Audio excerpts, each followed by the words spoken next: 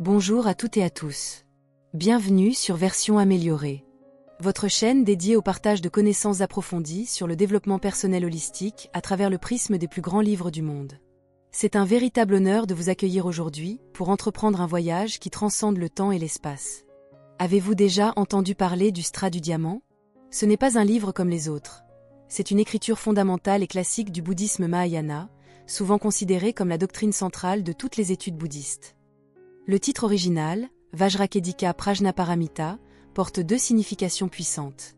Premièrement, il représente l'éclair qui pénètre tout, brisant les ténèbres de l'ignorance en un instant. Deuxièmement, il fait référence à la pierre la plus dure connue de l'homme, le diamant.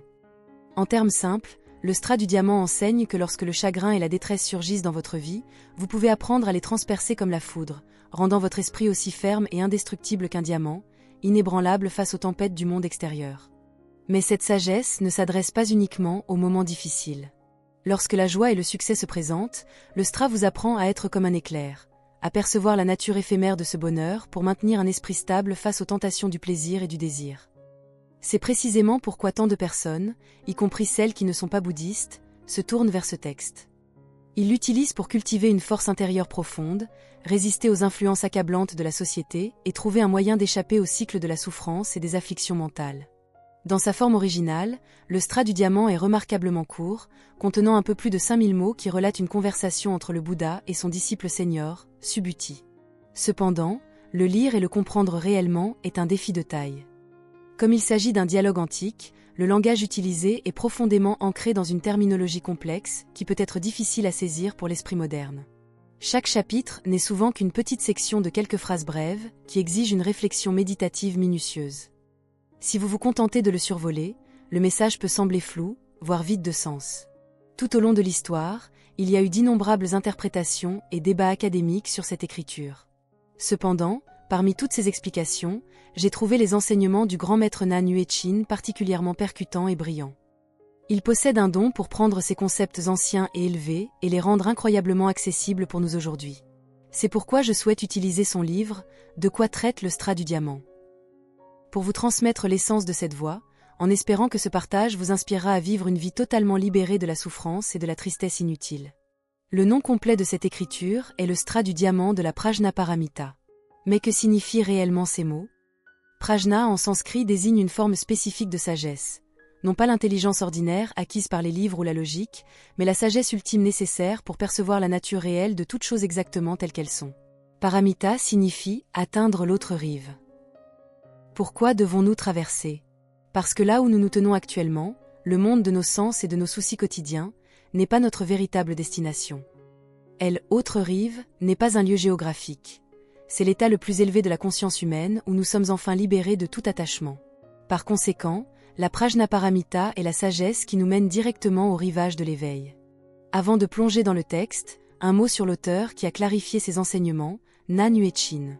C'était un érudit renommé, un maître des trois enseignements, confucianisme, bouddhisme et taoïsme. Il a voyagé partout, rencontrant des moines éminents dans les montagnes les plus reculées. Sa compréhension profonde de la nature humaine lui a permis d'interpréter le Stra du Diamant avec une clarté unique. Maintenant, découvrons ce que le Stra du Diamant nous raconte vraiment. Tout commence par une histoire qui semble très banale.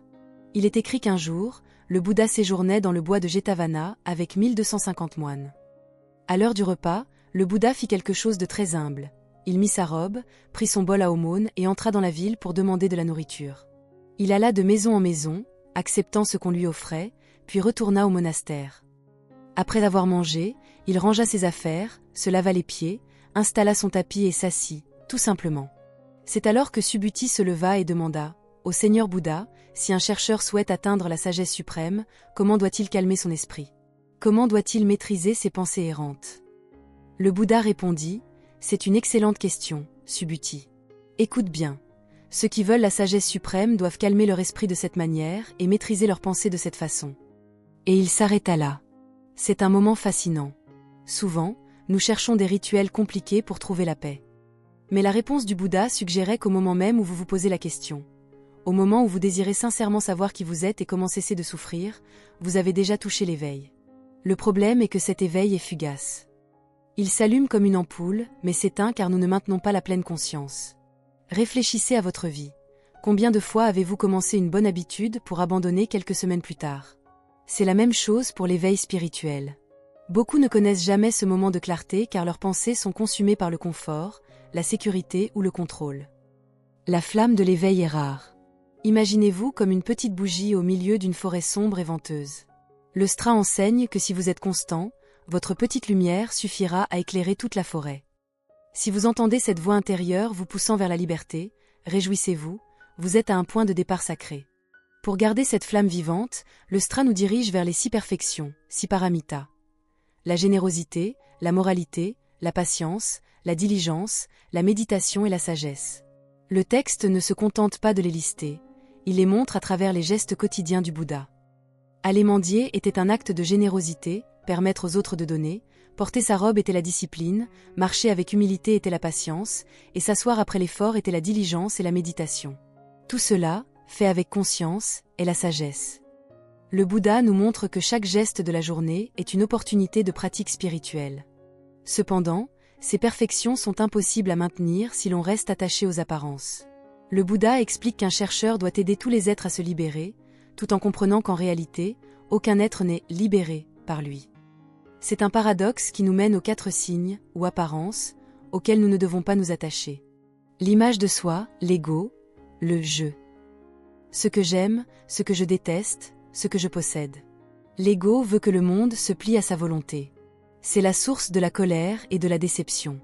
L'image de l'homme, percevoir les autres comme des entités séparées et opposées à soi. L'image de l'être vivant, les catégories sociales, les classes, les distinctions de statut. Le Stra avertit, si vous vous croyez supérieur, parce que vous aidez les autres, vous avez déjà échoué. Il n'y a qu'une égalité complète. L'image de la longévité, croire que les choses sont permanentes ou que la mort est une fin absolue. Pour être libre, il faut comprendre que tout change constamment. Nan Yuechin disait que si l'on comprend ces 2 premiers points, on n'a pas besoin de lire le reste du livre. Mais comment briser ces attachements? Il existe 3 niveaux de perception décrits par un maître zen. Niveau 1, voir une montagne comme une montagne. On est aveuglé par l'apparence. On court après l'argent parce que les autres le font. Niveau 2, voir une montagne qui n'est pas une montagne. C'est la négation ou la fuite. On rejette tout comme étant mauvais ou illusoire. On souffre encore car on juge toujours. Niveau 3, voir la montagne comme étant juste une montagne. C'est le non-attachement. L'argent est un outil, ni bon ni mauvais. On arrête de catégoriser. On atteint l'absence de soi. Beaucoup confondent le vide bouddhiste avec le néant. Mais le non-soi consiste à briser les chaînes de l'esprit pour vivre pleinement. Le Bouddha a résumé les distorsions humaines en 10 points.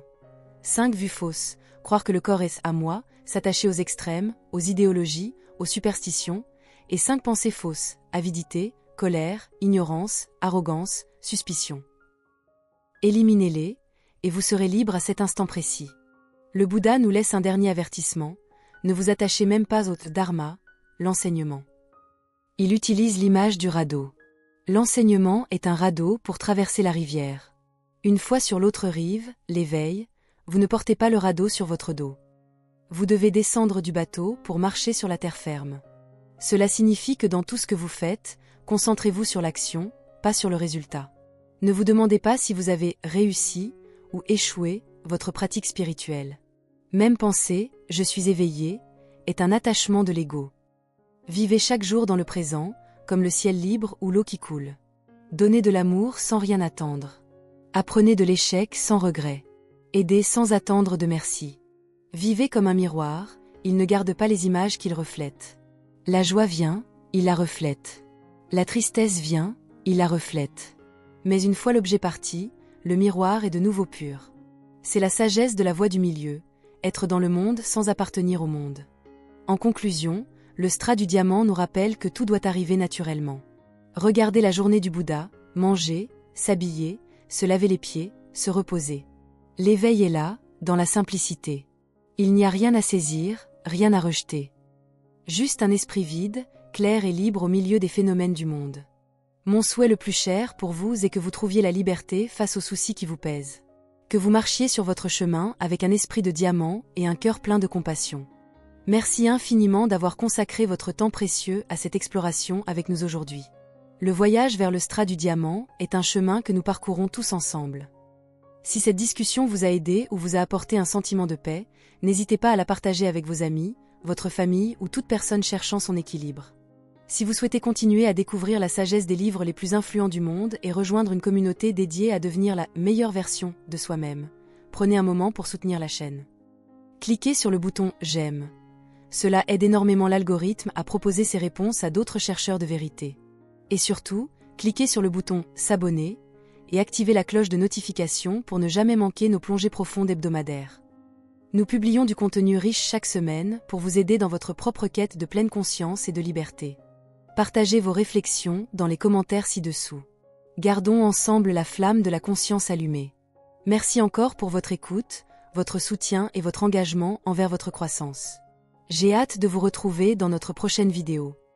D'ici là, restez en paix, restez libre et rappelez-vous que le miracle est déjà en vous.